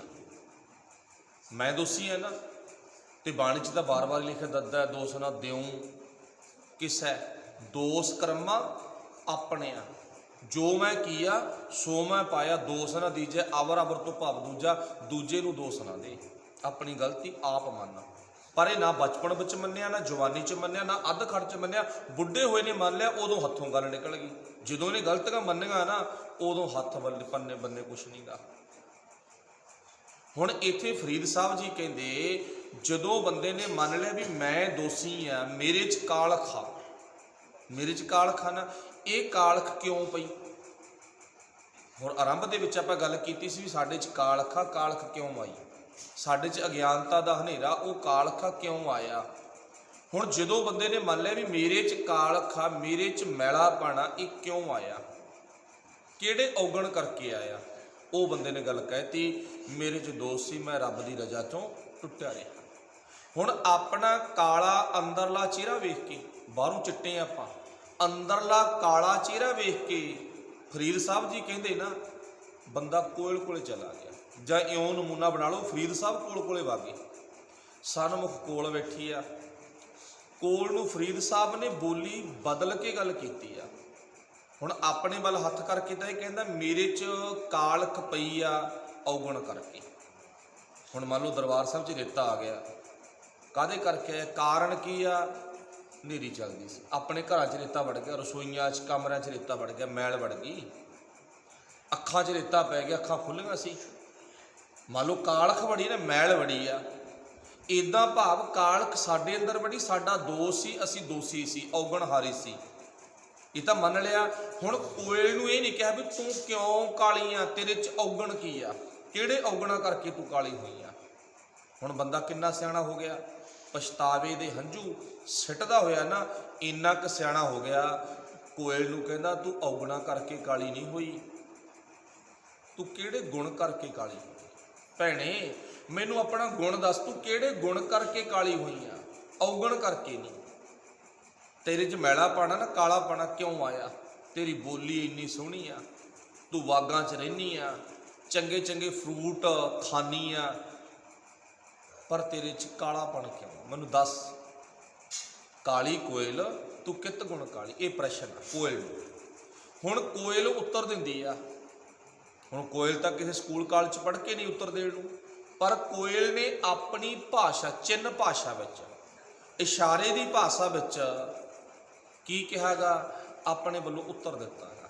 ਅੱਗੋਂ ਕਹਿੰਦੀ ਨਾ, ਕਹਿੰਦੀ ਆਪਣੇ ਪ੍ਰੀਤਮ ਕੇ ਹਉ ਬਿਰਹਿ ਜਾਲੀ, ਜਾਲੀ ਤੋਂ ਭਾਵ ਸੜਨਾ ਮੱਚਣਾ। ਕਹਿੰਦੀ ਮੈਂ ਨਾ ਆਪਣੇ ਮਾਲਕ ਤੋਂ ਵਿਛੜ ਕੇ, ਆਪਣੇ ਮਾਲਕ ਤੋਂ ਵਿਛੜ ਕੇ ਕਾਲੀ ਹੋ ਗਈ। ਕੋਇਲ ਨੇ ਜਵਾਬ ਦਿੱਤਾ ਗਾ। ਹੁਣ ਆਪਣੇ ਮਾਲਕ ਤੋਂ ਕਿਵੇਂ ਵਿਛੜ ਗਈ, ਚਲੋ ਇਹਦੀ ਗੱਲ ਆਪਾਂ ਥੋੜੀ ਜਿਹੀ ਬਾਅਦ ਚ ਕਰਾਂਗੇ, ਕਿਉਂਕਿ ਕੋਇਲ ਆ ਨਾ ਇੰਨੀ ਕੁ ਤੇਜ਼ ਆ, ਇਹ ਇੰਨੀ ਕੁ ਤੇਜ਼ ਆ, ਇਹ ਆਪਣਾ ਘਰ ਆਪ ਨਹੀਂ ਬਣਾਉਂਦੀ। ਚਲੋ ਬਾਅਦ ਚ ਗੱਲ ਕਰਾਂਗੇ, ਆਪਾਂ ਇੱਥੇ ਹੁਣ ਬਾਣੀ ਦੀ ਵਿਚਾਰ ਕਰਨੀ ਆ। ਇਹ ਆਪਣਾ ਘਰ ਆਪ ਨਹੀਂ ਬਣਾਉਂਦੀ, ਆਪਣੇ ਬੱਚਿਆਂ ਨੂੰ ਪਾਲਣ ਦੇ ਲਈ ਨਾ, ਆਪਣੇ ਬੱਚਿਆਂ ਨੂੰ ਪਾਲਣ ਦੇ ਲਈ ਮਾਰਚ ਮਹੀਨੇ ਤੋਂ ਲੈ ਕੇ ਅਪ੍ਰੈਲ ਤੱਕ ਆਪਣਾ ਪਤੀ ਕਿਸੇ ਹੋਰ ਨੂੰ ਬਣਾ ਲੈਂਦੀ ਆ। ਦੇਖੋ ਕੋਇਲ ਦੇ ਵਿੱਚ ਇੱਕ ਕਮੀ ਆ, ਮੰਨ ਲਓ ਉਹਦੀ ਬੋਲੀ ਬੜੀ ਵਧੀਆ, ਰਹਿੰਦੀ ਬਾਗਾਂ 'ਚ ਆ, ਰਹਿੰਦੀ ਬਾਗਾਂ 'ਚ ਹੈ ਨਾ। ਇਹ ਕਹਾਵਤ ਵੀ ਆ, ਜਿਹੜੀ ਕਹਾਵਤ ਆ ਨਾ ਉਹ ਹੁਣ ਤੁਹਾਡੇ ਦਿਮਾਗ 'ਚ ਆ ਗਈ ਹੋਣੀ ਵੀ ਪਤੀ ਕਿਹਨੂੰ ਬਣਾ ਲੈਂਦੀ ਆ 2-3 ਮਹੀਨਿਆਂ ਵਾਸਤੇ। ਤੇ 2-3 ਮਹੀਨਿਆਂ ਵਾਸਤੇ ਪਤੀ ਬਣਾਉਣਾ ਬਹੁਤ ਭਿਆਨਕ ਗੱਲ ਆ। ਚਲੋ ਵਾਹਿਗੁਰੂ ਭਲਾ ਕਰੇ। ਉੱਥੇ ਉਹਨੇ ਦੱਸਿਆ, ਕਹਿੰਦੀ ਮੈਂ ਆਪਣੇ ਪਤੀ ਨਾਲੋਂ ਟੁੱਟੀ ਹੋਈ ਆ, ਕਹਿੰਦੀ ਦਿਲ ਕਰਕੇ, ਆਪਣੇ ਪਤੀ ਨਾਲ ਮੈਂ ਦਿਲ ਕਰਕੇ ਸਾਂਝ ਨਹੀਂ ਪਾਈ, ਤਾਂ ਕਾਲੀ ਆ ਮੈਂ। ਚਲੋ ਇੱਥੇ ਆਪਾਂ ਉਸ ਕੋਲ ਤੋਂ ਕੁਛ ਨਹੀਂ ਲੈਣਾ ਦੇਣਾ, ਕੁਛ ਕਰੇ ਕੁਛ ਨਾ ਕਰੇ, ਉਹ ਵਾਹਿਗੁਰੂ ਪਰਮਾਤਮਾ ਦੀ ਰਜ਼ਾ ਵਿੱਚ ਹੈ ਨਹੀਂ ਹੈ, ਸਾਨੂੰ ਉਹਦੇ ਨਾਲ ਕੋਈ ਮਤਲਬ ਨਹੀਂ। ਪਰ ਅਸੀਂ ਇਹ ਵੇਖਣਾ ਸਾਡਾ ਹਾਲ ਵੀ, ਹੁਣ ਆਪਾਂ ਨੂੰ ਖਾਲੀ ਤਾਂ ਭਰਨੀ ਪੈਣੀ ਨਾ। ਕੋਇਲ ਵਰਗਾ ਸਾਡਾ ਪਤੀ ਪਰਮੇਸ਼ਰ ਮਾਲਕ ਆ ਨਾ, ਇੱਕੋ ਹੀ ਆ, ਦੱਦਾ ਦਾਤਾ ਏਕ ਹੈ, ਇੱਕੋ ਹੀ ਆ। ਪਰ ਉਹ ਮਾਲਕ ਨੂੰ ਛੱਡ ਕੇ ਅਸੀਂ ਤਾਂ ਸਾਰੀ ਉਮਰ ਵਾਸਤੇ ਕਿਸੇ ਹੋਰ ਨੂੰ ਪਤੀ ਬਣਾਈ ਬੈਠੇ ਹਾਂ। ਨਿਗਾਹ ਮਾਰ ਕੇ ਕਬਰਾਂ, ਮੜੀਆਂ, ਮਸਾਣਾ, ਬਹੁਤ ਕੁਛ ਅਸੀਂ ਤਾਂ ਆਪਣੀ ਜ਼ਿੰਦਗੀ 'ਚ ਅਪਣਾਈ ਬੈਠੇ ਹਾਂ। ਬਾਬਿਆਂ ਦੀਆਂ ਫੋਟੋਆਂ, ਮਰੇ ਖਪਿਆਂ ਦੀਆਂ ਮੂਰਤਾਂ ਬਣਾ ਕੇ ਖੰਡ ਪਾਠ ਕਰਾਉਣੇ, ਉੱਥੇ ਸਹਿਜ ਪਾਠ ਕਰਾਉਣੇ, ਅਸੀਂ ਤਾਂ ਹੋਰ ਨੂੰ ਹੀ ਪਤੀ ਮੰਨ ਲਿਆ ਆਪਦਾ। ਸੋਚ ਕੇ ਦੇਖੋ। ਕੋਇਲ ਕਹਿੰਦੀ ਮੈਂ 3 ਮਹੀਨਿਆਂ ਵਾਸਤੇ ਪਤੀ ਕਿਸੇ ਨੂੰ ਹੋਰ ਬਣਾਇਆ, ਕਹਿੰਦੀ ਕਾਲੀ ਹੋ ਗਈ, ਮੱਚ ਗਈ, ਅੰਦਰੋਂ ਤੜਫ ਗਈ, ਖਤਮ ਹੋ ਗਈ। ਪਰ ਚੇਤਾ ਰੱਖਿਓ ਸਾਡੀ ਜ਼ਿੰਦਗੀ ਕਿਹੋ ਜਿਹੀ ਆ। ਆਪਾਂ ਗੱਲ ਆ ਵੇਖਣੀ, ਆਪਾਂ ਕੋਇਲ ਵੱਲ ਨਹੀਂ ਜਾਣਾ ਵੀ ਉਹ ਕੀ ਗੱਲ ਆ ਕੀ ਬਾਤ ਆ, ਪਰ ਆਪਾਂ ਆਪਣੇ ਵੱਲ ਨਿਗਾਹ ਮਾਰਨੇ ਵੀ ਸਾਡੀ ਜ਼ਿੰਦਗੀ ਕਿਸ ਅੱਡੇ ਤੇ ਖੜੀ ਆ, ਕਿੱਥੇ ਰੁਕੇ ਹੋਏ ਆ ਅਸੀਂ, ਆਪਾਂ ਨਿਗਾਹ ਮਾਰ ਕੇ ਵੇਖਣੀ ਆ। ਸੱਚਾਈ ਆ ਵੀ ਅਸੀਂ ਵਾਹਿਗੁਰੂ ਪਰਮੇਸ਼ਰ ਪਰਮਾਤਮਾ ਨਾਲੋਂ, ਮਾਲਕ ਨਾਲੋਂ ਟੁੱਟ ਚੁੱਕੇ ਆ। ਫਿਰ ਆਰੰਭਤਾ ਦੇ ਸ਼ਬਦ ਨੂੰ ਫਿਰ ਆਪਾਂ ਲੈ ਲਓ, ਤਪ ਤਪ ਲੋਹੇ ਲੋਹੇ ਹਾਥ ਮਰੋਰੂ, ਹੱਥ ਮਲ ਕੇ ਬਹਿ ਗਏ, ਪੱਲੇ ਕੁਛ ਨਹੀਂ ਪਿਆਗਾ, ਹਾਥ ਮਰੋਰੂ ਬਾਬਲ ਹੋਈ ਸੋ ਸਹੁ ਲੋਰੂ, ਮੈਂ ਝੱਲੀ ਹੋਈ ਫਿਰਦੀ ਹਾਂ, ਹੁਣ ਮੱਚ ਗਈ, ਕਮਲੀ ਹੋਈ ਫਿਰਦੀ ਆ, ਮੈਨੂੰ ਮੇਰਾ ਮਾਲਕ ਨਹੀਂ ਮਿਲਿਆ। ਫਰੀਦ ਸਾਹਿਬ ਕਹਿੰਦੇ ਮਿਲੇ ਵੀ ਕਿਉਂ, ਔਗਣੀ ਸਾਡੇ 'ਚ ਨੇ। ਫਿਰ ਕੀ ਲਿਖਿਆ, ਤੈਸੈ ਮਨ ਮੈਂ ਕੀਆ ਰੋਸ, ਮੈਂ ਰੋਸ ਕੀਤਾ ਸੀ, ਮੇਰੇ ਰੱਬ ਨੇ ਮੇਰੇ ਨਾਲ ਸਾਂਝ ਨਹੀਂ ਪਾਈ, ਉਹ ਮਾੜਾ, ਮੈਂ ਰੋਸ ਕੀਤਾ ਸੀ। ਪਰ ਅੱਗੇ ਸਮਝ ਕੀ ਆਈ ਆ, ਮੁਝ ਅਵਗੁਣ, ਮੇਰੇ ਵਿੱਚ ਔਗਣ ਨੇ, ਸਹਿ ਨਾਹੀ ਦੋਸ, ਮੇਰੇ ਮਾਲਕ 'ਚ ਤਾਂ ਇੱਕ ਵੀ ਔਗਣ ਨਹੀਂ ਹੈ, ਮੇਰੇ ਮਾਲਕ 'ਚ ਤਾਂ ਇੱਕ ਵੀ ਔਗਣ ਨਹੀਂ। ਕਾਸ਼ ਕਦੇ ਕੋਇਲ ਆਹ ਭਾਸ਼ਾ ਸਮਝ ਜਾਂਦੀ, ਜੇ ਮੈਂ ਹਿੰਮਤ ਕਰਾਂ ਤੇ ਮੇਰੇ ਪਤੀ ਨੂੰ ਉਸ ਹਿੰਮਤ ਨਾਲ ਜੋੜਾਂ, ਉਸ ਹਿੰਮਤ ਨਾਲ ਜੋੜਾਂ ਨਾ, ਤਾਂ ਸੱਚਾਈ ਇਹ ਸੀ ਵੀ ਅਸੀਂ ਖੁਦ ਆਪਣੇ ਬੱਚੇ आप पालदे, खुद अपने बच्चे आप पालदे। वो बाद जाके कहानी थोड़ी जी लवांगे गुरु साहब तो भी की कारण आ। फिर अगे की कहती आ, काली कोयल तू कित गुण काली, अपने प्रीतम कै हों बिरह जाली, मैं अपने पति दे विछोड़े च काली हुई हाँ। हुण असीं अंदरों काले काहदे करके हो गए, मैले काहदे करके हो गए, असीं गुरु साहब नूं विसार दिता तां इहनूं भाई काले हो गए। साबण सी ना जिहड़ी वो असीं वरती नहीं, ज्ञान दी साबण उहनूं वरतना बंद कर दिता, ताइयों असीं अंदरों मैले हो गए। रोज़ आनंद साहब दे विच पढ़दे आ ना, जीओ मैले बाहरों निर्मल, बाहरों निर्मला सी ते जिंद करके मैले आ, जिंद करके मैले आ। हाल कोयल वाला, बोली भावें जिन्नी मर्जी मिठी होवे, उड़ारी भावें जिन्नी मर्जी वड्डी होवे, तकड़े अमीर पढ़े लिखे भावें जिन्ने मर्जी हो, जे अंदरों मैले आ तां गल कदे नहीं बनेगी। अगे फिर गुरु साहब जी इसे पंक्ति विच कहते हैं, पिरह बिहून कतै सुख ना पाए, जां होए कृपाल तां प्रभु मलाए। हुण इत्थे की आ, जे मेरा मालक मेरे ते थोड़ी जी किरपा कर देवे, थोड़ी जी किवें, बस मैनूं औगण हारी नूं बख्श लवे, मैनूं औगण हारी नूं बख्श लवे, तां फिर मैं अपने अंदर दी कालख मिटा सकदी, तां मैं अपने अंदर दी कालख नूं मिटा सकदी हाँ, धो सकदी हाँ। ते नहीं मैं अंदर दी कालख करके ही मची पईयां, सड़ी पईयां, बावरी हो गई, झल्ली हो गई, पागल हो गई, अंदरली कालख करके। अंदरली कालख करके मैं गुरु अगे फिट नहीं आई, पसंद नहीं आई, मैं गुरु दी नज़र च कबूल नहीं हो सकी, अंदर दी कालख करके। बस आ मेरे विच वड्डा दोष है। हुण कोयल की गल की आ भी जिहड़ी उन्हें जवाब दिता सी ना, अपने प्रीतम कै हों बिरह जाली, मैं अपने मालक दे पति दे विछोड़े विच काली हो गई। सियाणे विद्वान लिखते ने, जिन्हां ने पंछियां ते सर्च की आ, उन्हां ते कुछ ना कुछ अपने वल्लों मेहनत की आ। कुछ अजिहे पंछी ने जिहड़े कि बहुत चतुर होंदे ने, चलाक कह लो, चलाक होंदे ने, जिवें कि वतक नूं मन्निया जांदा गा, उहदियां 25 किस्मां ने, ते इह अपना आलना आप नहीं बनाउंदी, ये अपने आंडे ना किसी होर नूं संभालदी चलाकी दे नाल।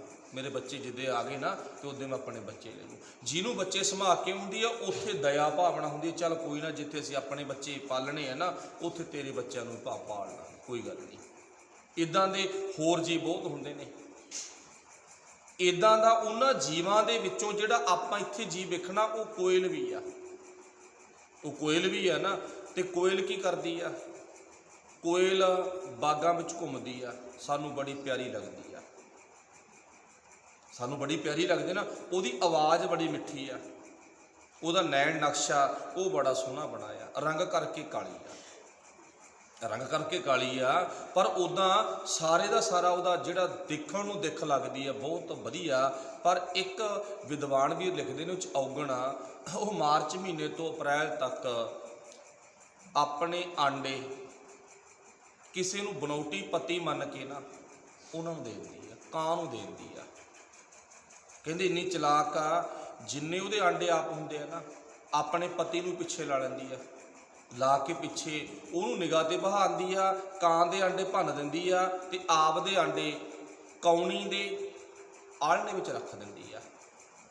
मतलब उत्थे कौणी दा घर वाला कां नाल समझौता कर लैंदी आ भी मैं अपने अंडे धर गई, आप तुरी फिरदी गेड़े फिड़ियां ते सैल सपट्टियां ते इत्थे कां उहदे बच्चे पालदा। आही दोष लग गया उन्हें, आ उगण उन्होंने मार गया।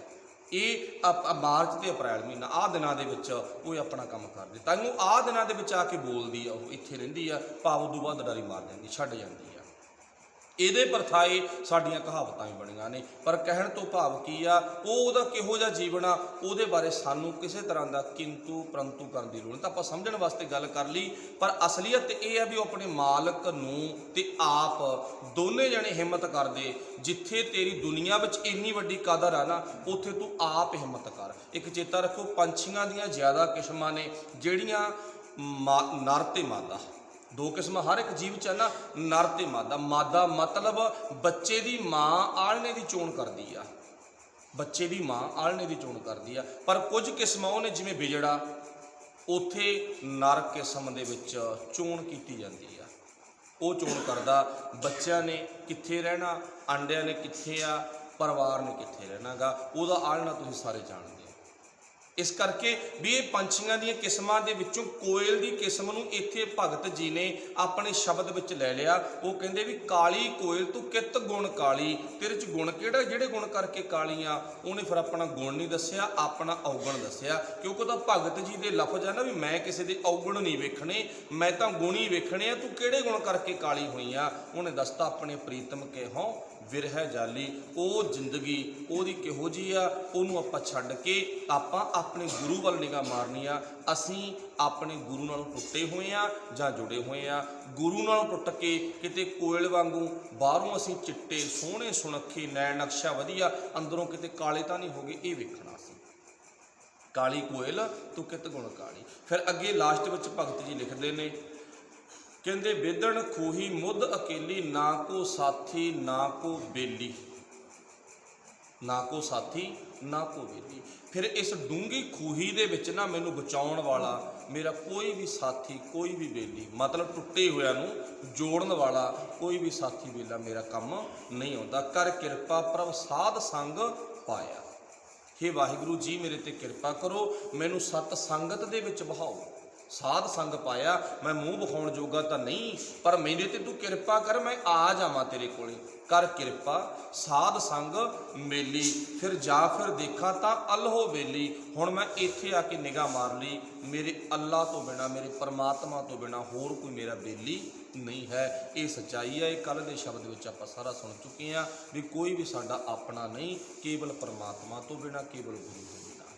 ਫਿਰ ਭਗਤ ਜੀ ਕਹਿੰਦੇ ਨੇ ਬਾਟ ਹਮਾਰੀ ਖਰੀ ਉਡੀਨੀ, ਮੇਰੀ ਬਾਟ ਬੜੀ ਔਖੀ ਆ, ਬੜਾ ਭੀੜਾ ਰਸਤਾ ਗਾ, ਬੜਾ ਕਠਿਨ ਰਸਤਾ ਗਾ। ਬਾਟ ਹਮਾਰੀ ਖਰੀ ਉਡੀਨੀ, ਖੰਨਿਓ ਤਿੱਖੀ, ਇਹ ਮੇਰਾ ਰਸਤਾ ਨਾ ਸੱਚ ਤੇ ਤੁਰਨ ਵਾਲਾ, ਗੁਰੂ ਨਾਲ ਜੁੜਨ ਵਾਲਾ, ਮਾਲਕ ਦੀ ਪਹਿਚਾਣ ਕਰਨ ਵਾਲਾ, ਮਾਲਕ ਨਾਲ ਜੁੜ ਕੇ ਅੰਦਰੋਂ ਕਾਲਖ ਨੂੰ ਦੂਰ ਕਰਨ ਵਾਲਾ ਰਸਤਾ, ਇਹ ਖੰਡੇ ਦੀ ਧਾਰ ਨਾਲੋਂ ਤਿੱਖਾ। ਖੰਨਿਓ ਤਿੱਖੀ ਬਹੁਤ ਪੀਣੀ, ਬੜਾ ਭੀੜਾ ਗਾ। ਇਹ ਉਹ ਰਸਤਾ ਹੈਗਾ ਜਿਹਨੂੰ ਤੀਜੇ ਪਾਤਸ਼ਾਹ ਨੇ ਲਿਖਿਆ ਖੰਨਿਓ ਤਿੱਖੀ ਵਾਲੋ ਨਿੱਕੀ ਈਤ ਮਾਰਗ ਜਾਣਾ। ਜਿਹੜੇ ਆਹ ਮਾਰਗ ਤੇ ਤੁਰਨਾ ਨਾ ਭਾਈ, ਇੰਨਾ ਤਿੱਖਾ ਤੇ ਇੰਨਾ ਭੀੜਾ ਹੈਗਾ। ਅੱਛਾ ਤਿੱਖਾ ਭੀੜਾ ਕਿਵੇਂ ਆ? ਇਹ ਥੋੜ੍ਹੀ ਆ ਵੀ ਸਾਡੇ ਹੁਣ ਮੰਨ ਲਓ ਵੀ ਆਪਾਂ ਆਪਣੇ ਤੇ ਗੱਲ ਲਾਈਏ ਵੀ ਆਪਾਂ ਘਰੋਂ ਗੁਰੂ ਘਰਾਂ ਵੀ ਰਸਤੇ 'ਚ ਕੰਡੇ ਖਿਲਾਰੇ ਪਏ ਨੇ, ਨਾ ਰਸਤਾ ਤਾਂ ਬੜਾ ਸਾਫ਼ ਆ, ਬੜਾ ਵਧੀਆ ਨਾ, ਸਾਨੂੰ ਦਿੱਕਤ ਹੀ ਕੋਈ ਨਹੀਂ। ਮੋਟਰਸਾਈਕਲ ਵੀ ਹੈ, ਗੱਡੀ ਵੀ ਹੈ, ਹੋਰ ਬੜੇ ਸਾਧਨ ਨੇ ਗੁਰੂ ਕੋਲੇ ਪਹੁੰਚਣ ਦੇ ਲਈ। ਰਸਤੇ 'ਚ ਤਾਂ ਦਿੱਕਤ ਹੀ ਭੋਰਾ ਨਹੀਂ ਆਈ, ਪਰ ਦਿੱਕਤ ਕਿੱਥੇ ਆ? ਨਿਯਮਾਂ ਤੇ ਚੱਲਣਾ ਦਿੱਕਤ ਆ, ਨਿਯਮਾਂ ਨੂੰ ਅਪਣਾਉਣਾ ਇਹ ਦਿੱਕਤ ਆ। ਖੰਨਿਓ ਤਿੱਖੀ ਬਹੁਤ ਪੀਣੀ, ਬੜਾ ਭੀੜਾ ਰਸਤਾ, ਨਿਯਮ ਅਪਣਾਉਣੇ। ਜਿਨ੍ਹਾਂ ਨੇ ਗੁਰੂ ਦੀ ਗੱਲ ਨੂੰ ਸੁਣ ਕੇ ਮੰਨ ਲਿਆ, ਨਿਯਮ ਦੇ ਵਿੱਚ ਆ ਵੜੇ, ਬਸ ਜ਼ਿੰਦਗੀ ਸਫਲ ਹੈ। ਜਿਹੜੇ ਨਿਯਮ ਤੋਂ ਬਾਹਰ ਨੇ ਉਹਨਾਂ ਦੀ ਜ਼ਿੰਦਗੀ 'ਚ ਇਹ ਗੁਰੂ ਵਾਲਾ ਰਸਤਾ ਉਹਨਾਂ ਨੂੰ ਔਖਾ ਲੱਗਦਾ। ਜੇ ਹੁਣ ਕੋਇਲ ਨਿਯਮ ਅਪਣਾ ਲੈਂਦੀ ਵੀ ਸਾਰੇ ਜੀਵ ਆਲ੍ਹਣੇ ਬਣਾਉਂਦੇ ਨੇ, ਆਂਡੇ ਧਰਦੇ ਨੇ, ਬੜੀਆਂ ਕਿਸਮਾਂ ਨੇ, ਕੁਛ ਟਾਈਮ ਨਰ ਨਿਗਾਹ ਰੱਖਦਾ ਅੰਡਿਆਂ ਦੀ, ਕੁਛ ਟਾਈਮ ਮਾਦਾ ਨਿਗਾਹ ਰੱਖਦੀ ਆ। ਹੁਣ ਕੁਕੜੀ ਤੇ ਲਾ ਲਓ ਆਪਣੇ ਘਰਾਂ ਸਾਰੇ 21-22 ਦਿਨ ਲੈ ਜਾਂਦੀ ਆ। ਮਤਲਬ ਉਦਾਹਰਨ ਇੱਕ ਸਮਝਣ ਵਾਸਤੇ ਵੀ ਕਿੰਨੇ ਪ੍ਰੇਮ ਦੇ ਨਾਲ, ਭਾਵਨਾ ਦੇ ਨਾਲ ਬੱਚਿਆਂ ਨੂੰ ਪੈਦਾ ਕਰਦੀ ਆ।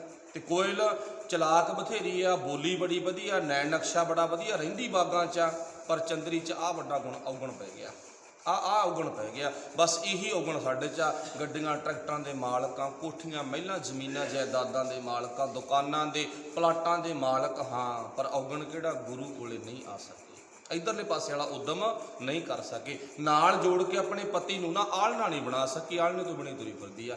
ਕਹਿਣ ਤੋਂ ਭਾਵ ਸਾਡਾ ਵੀ ਕੋਈ ਘਰ ਨਹੀਂ ਤੇ ਕੋਇਲ ਦਾ ਵੀ ਕੋਈ ਘਰ ਨਹੀਂ ਹੈ।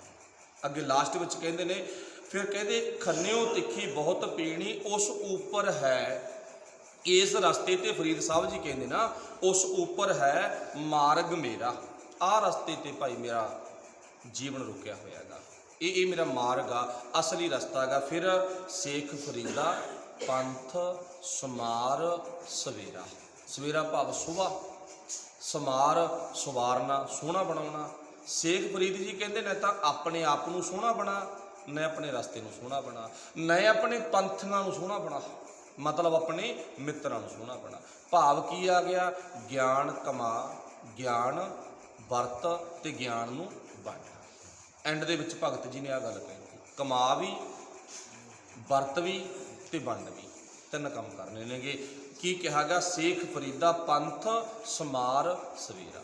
ਸੋ ਇੱਥੋਂ ਤੱਕ ਅੱਜ ਦੇ ਸ਼ਬਦ ਦੀ ਵਿਚਾਰ ਸੰਪੂਰਨ। ਬੋਲਦਿਆਂ ਤੋਂ ਬੜੀਆਂ ਭੁੱਲਾਂ ਰਹਿ ਜਾਂਦੀਆਂ। ਸੰਗਤ ਗੁਰੂ ਸਾਹਿਬ ਬਖਸ਼ਣਯੋਗ ਨੇ, ਸਭ ਦਾ ਧੰਨਵਾਦ।